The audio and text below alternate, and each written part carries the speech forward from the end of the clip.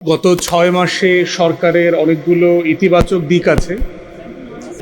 সবচেয়ে বড় দিক যদি আমরা বলি সেটা হচ্ছে যে রাজনৈতিক যে সহনশীলতার কালচার বাংলাদেশ থেকে মোটামুটি হারিয়ে গিয়েছিল ২০ বছরের জন্য, সেটা মোটা দাগে এখন ফিরে আসছে।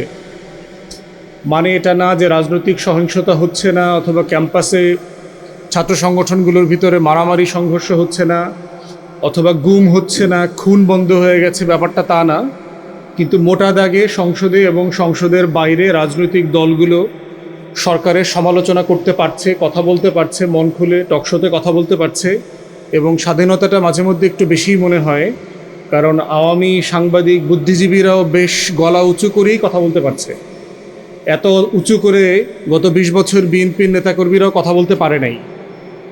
তো সেই কারণে আমরা মোটা দাগে মনে করছি যে এটা একটা সরকারের ইতিবাচক দিক, যে রাজনৈতিক সহনশীলতা এখন পর্যন্ত আছে এবং সংসদের বাইরে প্রধানমন্ত্রী, বিরোধী দলীয় নেতা সবাই খুবই সম্মানের সাথে একজন আরেকজনের সাথে কথা বলছেন। রাজনৈতিক উত্তেজনা আছে, সবাই মাঝে মধ্যে গরম কথা বলেন, কিন্তু সেটা খুবই সীমা লঙ্ঘন করছে এমনটা কেউ মনে করছে না আর কি। সরকারকে টেনে হেঁচড়ে নামানোর আকাঙ্ক্ষা যেমন নাই, সরকারের মধ্যেও আমরা এখন পর্যন্ত বিরোধী দলকে নির্মূল করবার কোনো আকাঙ্ক্ষা দেখতে পাচ্ছি না। নিঃসন্দেহে এটা আমরা ওয়েলকাম করি এবং আমরা স্বাগত জানাই এবং আমরা আশা করছি পুরো ৫ বছর জুড়েই যেন এই রাজনৈতিক সহনশীলতা পরিবেশটা বজায় থাকে। দ্বিতীয়ত হচ্ছে যে সরকারের সফলতা বলতে গেলে যে আমাদের বিদেশ নীতিতে মৌলিক পরিবর্তন এসছে। আওয়ামী জমানাতে আমরা যেটা দেখেছি যে দিল্লির কাছে পুরো দেশ বিক্রি করে দিয়ে একটা ভ্যাসেল স্টেটে পরিণত করা হয়েছিল বাংলাদেশকে। তো সেই জায়গাতে বাংলাদেশের একটা নিজস্ব স্বাধীন বিদেশ নীতির অভিমুখ তৈরি হয়েছে মাননীয় প্রধানমন্ত্রীর বেইজিং সফরের মধ্য দিয়ে, এবং প্রচণ্ড প্রেশার থাকার পরেও জাতীয় রাজনীতি, জাতীয় নিরাপত্তার হুমকি এবং ব্যক্তিগত নিরাপত্তা সব কিছু বিবেচনায় পররাষ্ট্র মন্ত্রণালয়ের যে পজিশন ভারতের ব্যাপারে, মাননীয় প্রধানমন্ত্রী সফরে যাচ্ছেন না, এই সিদ্ধান্তকে আমরা ওয়েলকাম করি, আমরা স্বাগত জানাই। তৃতীয়ত হচ্ছে মোটা দাগে বাংলাদেশে প্রত্যেকটা রাজনৈতিক দল কিছু মৌলিক জায়গাতে একমত হয়েছে। সরকার এখন পর্যন্ত সেগুলো থেকে কাজের বাস্তবতার বাইরেও হচ্ছে যে বক্তব্যে এখন পর্যন্ত সেগুলো থেকে সরে আসে নাই। তার ভিতর একটা হচ্ছে রাষ্ট্র সংস্কার, গণহত্যা, মানবতা বিরোধী অপরাধ যেটা হয়েছে, অনেকগুলো ঘটনা ঘটেছে গত ২০ বছরে, সেগুলোর বিচার প্রক্রিয়া, এগুলোতে সরকারের কমিটমেন্ট ঘাটতি আছে, কিন্তু কমিটমেন্ট থেকে সরকার সরে আসে নাই। তো মোটা দাগে আমরা এগুলোকে গুরুত্বপূর্ণ সংস্কার মনে করি এবং গুরুত্বপূর্ণ মাইলফলক মনে করছি ২০ বছরের যে রাজনৈতিক পথ পরিক্রমা ছিল সেখান থেকে।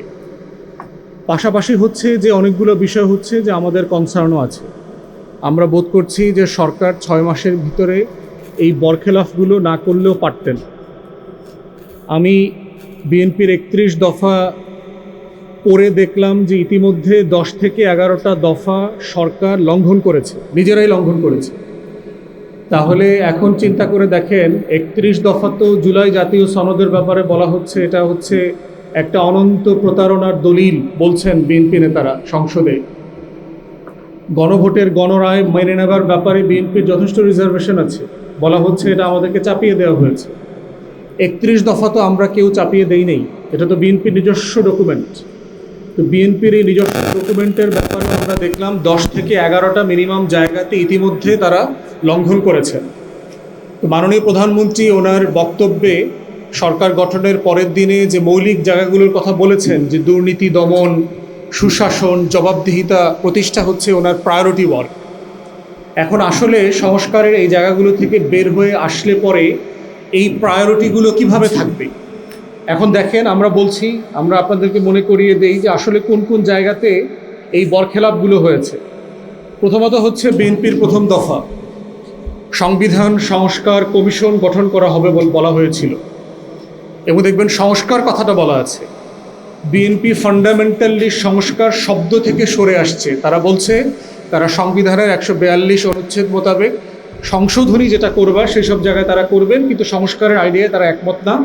এবং গণভোটের গণরায় অধ্যাদেশ যেটা ছিল, ২টা শপথ নেবার কথা ছিল একই দিনে, সেখানে বিএনপি এবং তার যুগপৎ সঙ্গীরা সেই শপথ কেউ নেন নাই। এবং সংস্কারের ব্যাপারে আমরা প্রচুর কথা বলেছি বাইরে, যে কেন আমরা সংশোধনীর বদলে সংস্কার চাচ্ছি। কারণ ফান্ডামেন্টাল কিছু জায়গা আছে যেগুলো আসলে আর্টিকেল 142 দিয়ে আপনি কভার করতে পারবেন না, রাষ্ট্রের মৌলিক কাঠামোতে হাত দিতে হবে। তারপরে দেখেন যে বিএনপির পক্ষ থেকে বলা ছিল যে রাষ্ট্রীয় সাংবিধানিক সংবিধিবদ্ধ বিভিন্ন প্রতিষ্ঠানে নিয়োগের ব্যাপারে নীতিমালা করে মেধার ভিত্তিতে, যোগ্যতার ভিত্তিতে নিয়োগ করা হবে। এমনও বলা হয়েছে সংসদীয় কমিটিতে আমেরিকার স্টাইলে ভেটিং করা হবে, যাকে নিয়োগ দেওয়া হবে তাকে ইন্টারভিউ করা হবে পাবলিকলি। এবং নিয়োগিত আপনারা দেখেন বিভিন্ন প্রতিষ্ঠানে যে নিয়োগগুলো হয়েছে, সেখানে আমরা 12টা প্রতিষ্ঠানে একসাথে দেখবেন যে দলের বিভিন্ন সম্পাদকীয় সদস্যদেরকে নিয়োগ দেওয়া হয়েছে।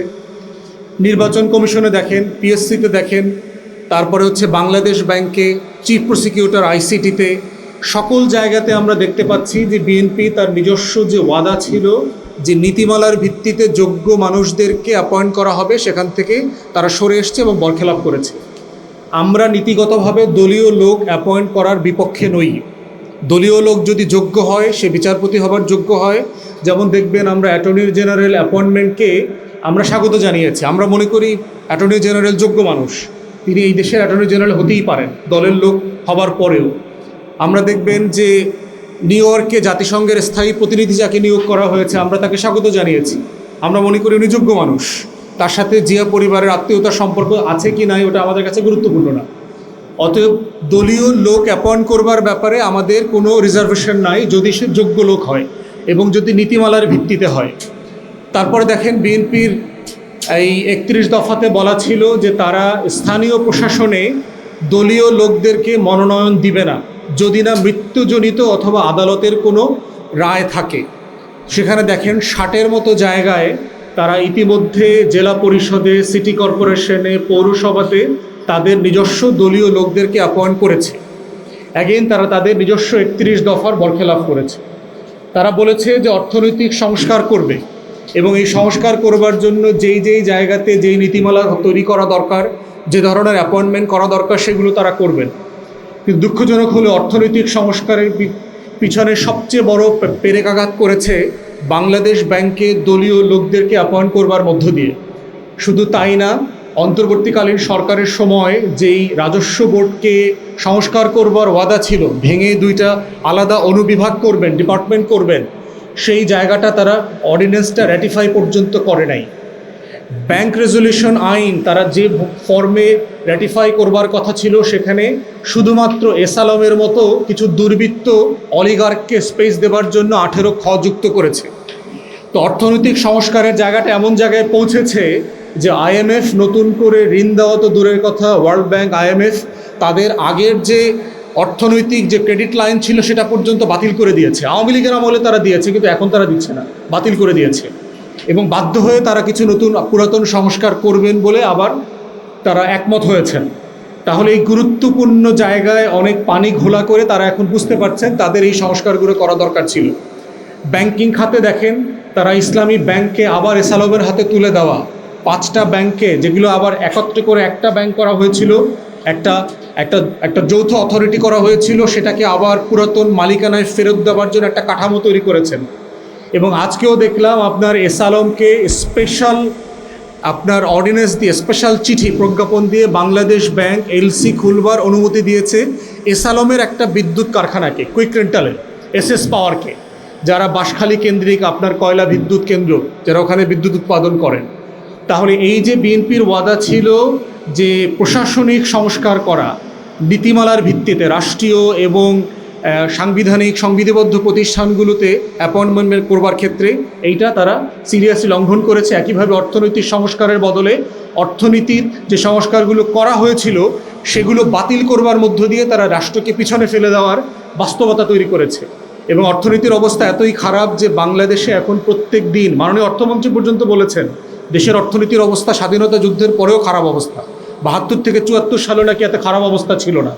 এবং এই অবস্থায় প্রত্যেক দিন বর্তমান অর্থ বছরে সেই নতুন বাজেট হবার পরে প্রতিদিন ব্যাংক থেকে 800 কোটি টাকার উপরে ঋণ নিতে হচ্ছে বাংলাদেশ সরকারকে, যেটা অনেক অর্থনীতিবিদরা ধারণা করছেন ডিসেম্বর যেতে যেতে এটা 1000 কোটি টাকায় চলে যাবে। এত টাকা আপনি কোথায় পাবেন?